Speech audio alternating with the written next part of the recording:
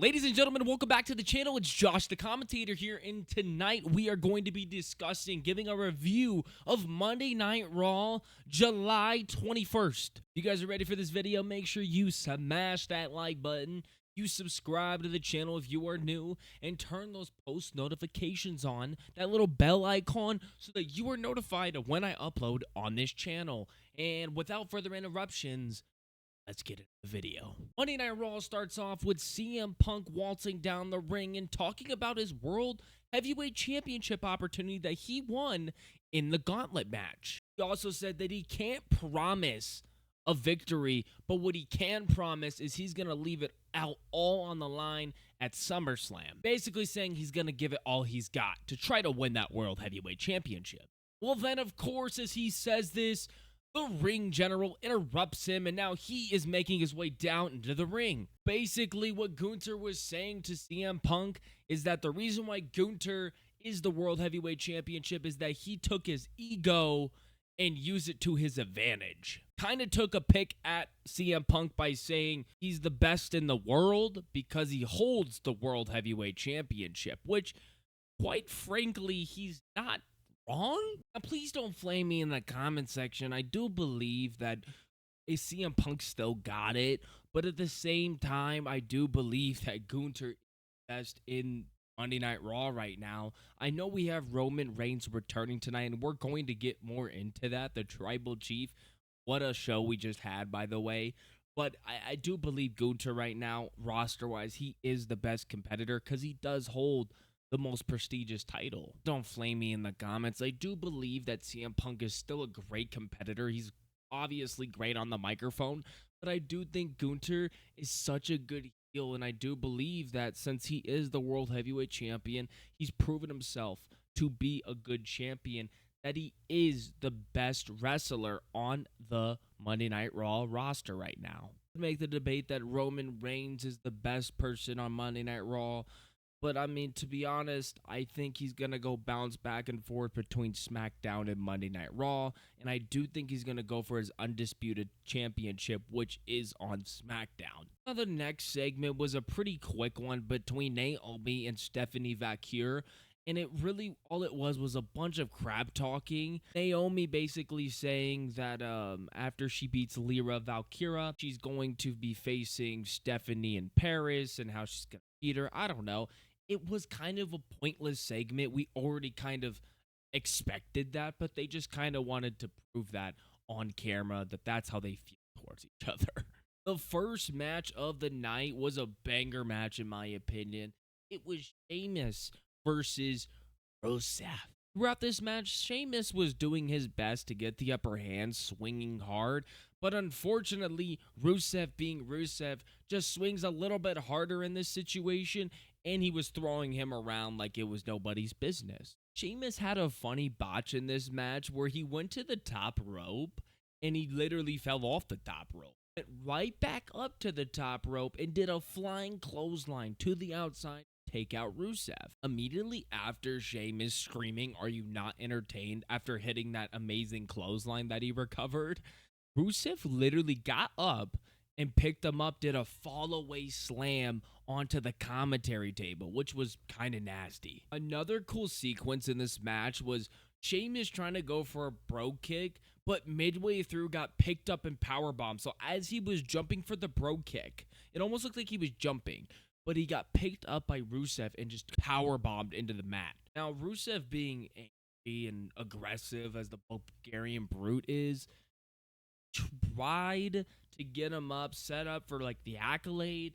Sheamus just hit him with a flying knee. Sheamus then goes to the top rope, and as he jumps off of it, trying to hit Rusev, he gets booted right in the face, right in the jaw. My gosh, the snap I heard, I was like, dang. Then finally, Rusev proceeds to put him in the accolade. Now, I truly thought the match was over after this, but somehow, some way, Sheamus gets out of it. Then Rusev exposed the turnbuckle, obviously because he's an angry man. Then he proceeds to go grab Sheamus' shillelagh and attempted to hit him while the referee was trying to fix the turnbuckle. But immediately, as soon as he tried to do that, Rusev was already up and ready and fired up, bro kick lands on Rusev, and the match done. Sheamus wins. Camera pans to El Grande Americano. I thought I was going to get more out of this promo. I wanted to hear Ludwig Kaiser speak, and he did speak, and it was quite funny. He tried to pull the accent off, and it wasn't too shabby, honestly. But Dragon Lee interferes this conversation and tells Ludwig Kaiser that he's being disrespectful to the luchador. Pretty much it, and they kind of get into a brawl. That was pretty much the segment. And then we get another cutscene, Lyra Valkyria and Bayley. Lyra doesn't understand why Bayley wants to do a tag match with her after Lila literally beat her to become the #1 contender for the Intercontinental title. Bayley not really caring because at the end of the day, they do get a tag title opportunity tonight. Bayley basically telling her that it's all good and I'll see you out there. Our next match of the night was a triple threat tag team match to determine the #1 contender for the World Tag Team Champion. This match was between the New Day, LWO, and the Creed brothers. Now, Julius Creed, right off the gate, starting off with a double suplex, which showed off his pure athleticism. But that wasn't the only team showing athleticism because the LWO was on fire. Cruz del Toro hitting a nasty poison rana that literally had the fans going bonkers. Joaquin had multiple DDTs in a row, a bunch of running ones, a bunch of spinning. I mean, he was just hitting them DDTs like nobody's business. This cool spot where he was doing a double roll-up pin. A double roll-up pin. The New Day being the New Day, Xavier Woods and Kofi Kingston trapping Julius Creed into the corner and just started kicking the hell out of this dude. It's like playing WWE 2K25 online, and you're dealing with that one guy who spams the same button over and over again. Now, towards the end of this match, El Grande Americano, Ludwig Kaiser, attacked Dragon Lee ringside. Now, American Made, aka the Creed brothers, were kind of upset at El Grande Americano because they feel like he's mocking Chad Gable. Now, as all this is happening and they turn their attention towards the ring, Cruz del Toro did some crazy things. Cruz del Toro hit a corkscrew plancha to the outside, and it was freaking nasty. So now American Made is taken out by Cruz del Toro, one half of LWO. The other half of LWO is in the ring dealing with both members of the New Day. Now, as soon as I saw the New Day in a 2-on-1 versus Joaquin, I figured the New Day was about to hit their finisher and take this match. But that's actually what didn't happen, and I'm so happy that the LWO had their moment, because as soon as the New Day were trying to finish the match off, Joaquin rolled out of harm's way. Kofi Kingston followed him, and he hit a roll-up pin on Kofi Kingston, who was the legal competitor, as well as Joaquin.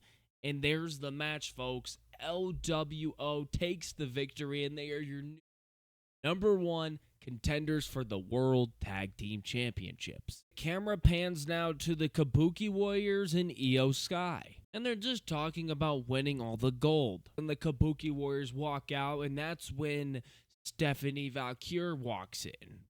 Now, Stephanie basically saying that if Io wins at SummerSlam, that they will be going head-to-head in Paris. Now, they ultimately jawed at each other until they called each other out for a match tonight, which we did get a 1v1 Stephanie Valkyrie versus Io Sky. So the scene pans to a bunch of stuff happening where we see Dirty Dom and Adam Pearce go at it. Adam Pearce upset that he feels like Dirty Dom is just stalling so he doesn't have to compete at SummerSlam. While all this is happening, Adam Pearce walks away pissed. Dirty Dom gets bumped in the back by a janitor. Now, the janitor's not your typical janitor. It was none other than AJ Styles. Now, these two are getting into it, and it was a funny little segment between one another, and I really think this match is going to feed at SummerSlam. But after they get into it, the New Day pops out of nowhere. The New Day is like, what is going on here? This, it's gotten so much weird as, we grown up in this business and whatever. But that's when they decide to think, and they thought the best idea to get to where they were as the greatest tag team of all time was to have an upper hand, another member. And as soon as they say this, Grayson Waller shows up. And he talks about how Austin Theory was dead weight to him, and now that he's got rid of him, that he wants to join the New Day. Now, the New Day just seems super skeptical, and Grayson Waller, though, he thought they were saying yes. So he said, hey, I'm going to go get the car ready for us, boys. I'm excited to do business with y'all. You could just tell the New Day was pure confusion, especially after they lost. Next segment is a promo in the ring by Becky Lynch. Becky starts off her promo by promoting the movie that she's going to be a part of, Happy Gilmore 2. Then she proceeds to say that Lyra Valkyria is a very greedy person, that she wants to go for 2 titles. And then she proceeds to call her into the ring. So when Lyra gets into the ring, Becky proceeds to tell her that she made her a star and she's gonna take it all away at SummerSlam. Becky says, though, that if Lyra loses, she can no longer go after the Intercontinental title as long as Becky is champion. Lyra Valkyria responded, my stipulation's gonna make it a no disqualification and a falls count anywhere match. Becky, very shook by agreeing to that. She kind of had like a stuttery voice when she said, okay, sure. But after all of this, Becky's saying, you know what, I'm going to be the bigger person and I want to shake your hand. As Becky goes to shake her hand, Lyra goes to shake her hand. Lyra fakes it, and Lyra hits Becky Lynch with a manhandle slam. Immediately after that, Becky Lynch rolling out of the ring. Bayley's music hits. That brings us to the tag team title match between the Judgment Day, Roxanne Perez, Raquel Rodriguez versus Lyra Valkyria and Bayley. I'm not going to lie with you. Roxanne Perez and Raquel Rodriguez make a great tag team. I mean, they truly make up for each other's weaknesses. Obviously, Roxanne's not the strongest person. Raquel makes up for that. Obviously, Raquel's not the fastest person and can't think as quick. Well, Roxanne helps her with that. So they really just mesh well together. It's similar to Liv Morgan and Raquel Rodriguez. I do think that Perez fits better with that tag team, though. But overall, this match wasn't boring. It was very back and forth. The biggest part in this match was Lyra getting almost hit with a boot on the outside by Raquel, but she ducks under just in time, and Raquel kicks Dominic Mysterio right where it hurts, in the ribs, where his injury is. Then we get our medical personnel to come out and check up on Dom. But ladies and gentlemen, not just any medical personnel, it's the medical personnel, the doctor, AJ Styles. So then they're running around, they go in the ring and run away. AJ Styles following Dominic Mysterio. Remember, this match is going on while all of this is happening. That's not all, because while all this is happening, Becky Lynch is back and recovered after getting hit with that manhandle slam, and she takes out Lyra Valkyria. So that means that Bayley has nobody to tag in. As soon as this happened, Bayley had nobody to tag in. Raquel gets in the ring and hits her with a Tiana bomb. Judgment Day retains. So then the camera pans to Sami Zayn. Now, Sami Zayn says that Karrion Kross is the exact reason why he wasn't in the gauntlet match. Zayn thinks that he should have been in that match, but the only reason why he wasn't in there is because Karrion Kross injured him. Now, Zayn knows he wasn't 100% to do a one-on-one match versus Karrion Kross tonight, but he's doing it because he can't stop thinking about him. He lives in his head rent-free, and tonight he wants to get him out of his head forever. The next scene is Dominic Mysterio running away from AJ Styles. He ends up running it into his buddies, his best friends, Finn Balor and JD McDonough. And as everyone thought everything was cool, Adam Pearce showed up. Adam Pearce basically had enough with him, and he told him, look, either go get checked up by medical team right now, or by the end of the night, or I will take your Intercontinental Championship and give it to somebody else. So obviously Dirty Dom, realizing this whole situation, he went and got checked up. But there's more about that later in this video. The camera pans and now we're at another banger match.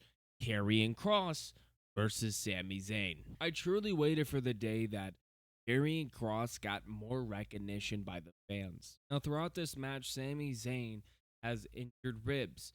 So Karrion Kross, obviously being a very smart individual, he took advantage. Sami Zayn got back into the match though by hitting a nasty tornado DDT. And he's on fire because Sami Zayn hit the top rope sunset flip, but unfortunately it messed up his ribs even more. But it wouldn't stop him because then he hits an exploder into the corner to Karrion Kross. But yet again, like I said before, he got injured ribs. He's trying to make sure he can hold on, and he's in the other opposite corner of the ring attending to his ribs. So as the ref's not paying attention, Karrion Kross's wife, Scarlett, hands him a steel pipe. And with Karrion Kross trying to cover it up so the ref doesn't see, Scarlett then grabs Sami Zayn's foot as he was trying to go for a hula kick, which caused the referee to pay attention to Scarlett, and Sami Zayn, running after Karrion Kross,